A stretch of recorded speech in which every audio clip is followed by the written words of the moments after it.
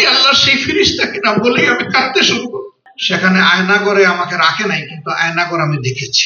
আমাকে স্থানান্তর করা হলো কাশিমপুর, বাংলাদেশের নিকৃষ্টতম দুনিয়ার ছোট্ট জাহান্নামে। কেউ 14 মাস, কেউ 10 মাস, কেউ 8 মাস, মিনিমাম পেয়েছিলাম 2.5 মাস।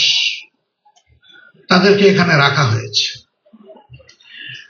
তারা জানে না তারা কোথায় আছে, তারা জানে না তাদের আপনজনরা বেঁচে আছে কিনা, আর তাদের আপনজন জানে না যে ইনারা বেঁচে আছে কিনা। মুখ ফুটে কথা বলার কোনো সুযোগ ছিল না, চোখের ইশারায় কথা বলত, হাত তুলে এরকম একে অন্যের জন্য দোয়া ছিল। এরকম একটা শ্বাসরুদ্ধকর পরিবেশ ছিল, বিশেষ করে উলামায়ে কেরামের জন্য। এখানে আলিয়া আর কওমের কোনো বাস বিচার ছিল না। যিনি ইলমে দ্বীনের খেদমতে থাকবেন, যারই পছন্দ হয়নি তারই ঠিকানা এরকম হবে। 13 দিনের পরে কোর্টে আবার নেওয়া হলো, কিন্তু আদালতে তোলা হলো না। যে গাড়িতে আমাকে নেওয়া হয়েছিল মনে হয়েছে যে দুর্দর্শ কোনো সন্ত্রাসীকে গ্রেপ্তার করা হয়েছে। সোয়াত, র্যাব, এপিবিএন, পুলিশ, 4টা বাহিনীর শতাধিক ফোর্স দিয়ে আমাকে ঘেরাও করে আদালতে নেওয়া হলো। কি মনে করে আর না তুলে আমাকে নিয়ে গেল কেরানীগঞ্জের কেন্দ্রীয় কারাগারে। 5 দিন সেখানে থাকার পরে আমাকে স্থানান্তর করা হলো কাশিমপুর হাই সিকিউরিটি নামে যে জেলটার কথা আপনারা শুনেন, বাংলাদেশের নিকৃষ্টতম দুনিয়ার ছোট্ট জাহান্নামে। এর চাইতে খারাপ কোনো জেল বাংলাদেশে নাই। নেওয়ার সময় গাড়িতে আমরা 38 জন মানুষ ছিলাম। আমাকে পছন্দ হয় নাই কি কারণে আমি জানি না, আমি ছাড়া বাকি সকলের হাতে হ্যান্ডকাপ, পায়ে বেড়ি।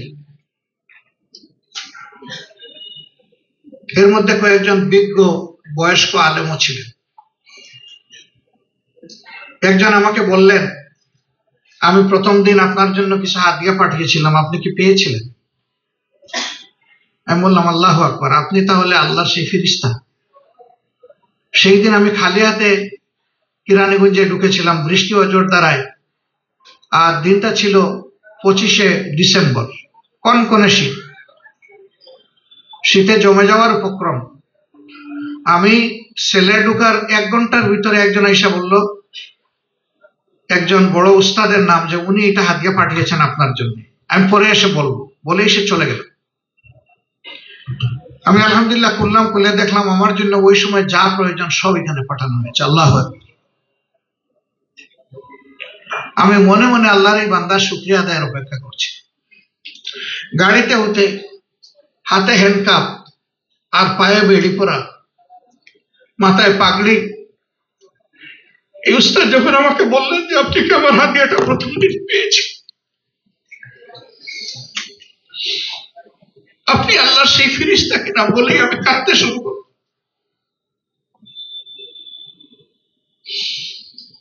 আমার যদি শক্তি থাকতো, ওনার পায়ের বেড়ে এনে আমার পায়ে লাগাইতাম, হাতের হ্যান্ডকাপ এনে আমার হাতে পরাতাম। ওই বাসে বসে বসেই শুনলাম উনি দেশের বিভিন্ন জায়গায় 22টা মাদ্রাসা নিজের উদ্যোগে গড়ে তুলেছেন, এবং তিনি শুধু যাত্রাবাড়ি এলাকায় তার মাদ্রাসায় 8 থেকে 8,500 ছাত্রের অভিভাবক। বড় আফসোস হল, আহারে এই মানুষগুলা তো এই জমিনের গুনাহগারদের জন্য দোয়া হালতে তারা থাকবেন, তাদেরকে মুক্ত থাকার কথা ছিল। আমি ভাবলাম যে এই যে তিনি আমাকে ঋণী করলেন, এই ঋণ আমি পরিশোধ করবো কিভাবে? আমি তাকে চিনতাম না, তার নামটাও শুনি নাই, জীবনে কোনোদিন দেখি নাই, মুলাকাত করি নাই, সালাম বিনিময় হয় নাই।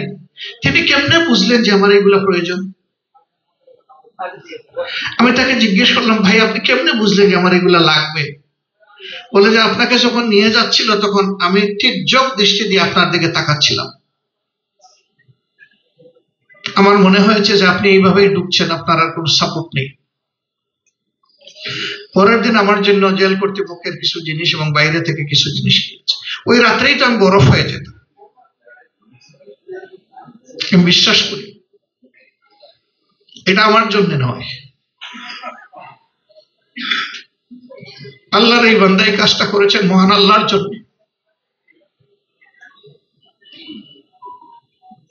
এরকম যদি মানুষের মধ্যে ভালোবাসার একটা পরিবেশ আমরা তৈরি করতে পারি, আল্লাহর এই জমিন আল্লাহর রহমতে ভরে যাবে ইনশাআল্লাহ। যেখানে মানুষ মানুষকে ভালোবাসবে এবং সম্মান করবে।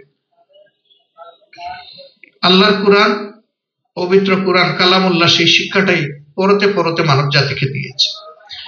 কিন্তু কপাল পোড়া মানব জাতি আল্লাহ তাআলার এই নিয়ামত থেকে বিমুখ হয়ে উল্টা দিকে দৌড়ানোর কারণেই দুনিয়ায় আজকে তামাম লাঞ্ছনা এবং অপদস্থতা আমাদের ঘাড়ে চেপেছে, বিশেষ করে উম্মতে মুসলিমার উপরে। বাংলাদেশ বলা হয় 91% মুসলমানের দেশ। যারা মুসলমান না তারাও আল্লাহর বান্দা, তারাও আশরাফুল মখলুকাতের অংশ। তাদের দিনদারি, তার ঈমান, তার আকীদার জন্য সে আল্লাহর দরবারে দায়বদ্ধ। ইন্না ইলাইনা ইয়াবাহুম সুম্মা ইন্না আলাইনা হিসাবাহুম।